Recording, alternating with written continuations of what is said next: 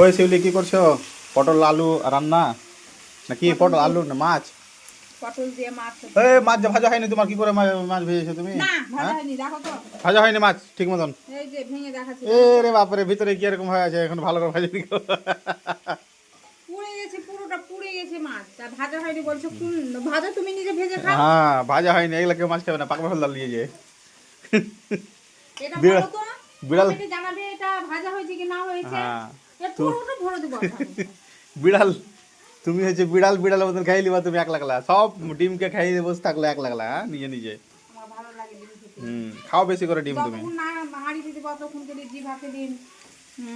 বাপরে, দেখো ফের আবার মুখে ভরে নিল, দেখো সব ডিমকে কিন্তু ও শেষ করে খাই নিল, হ্যাঁ? আর আমরা বেকার সব ছাপা, আমরা এসছি না, আমরা খেতে পাবো না তো। পটলের সাথে কি এটা মাছ, আমি রুই খাবো মাছ। আর তোমরা মুখ দেখবে। ঠিক আছে, আমিও কিন্তু দেখিয়ে দেবো। আর এখানে বিস্কুটটা পড়া আছে, এই যে দেখো বিস্কুটটা পড়া আছে এখানে এখনো।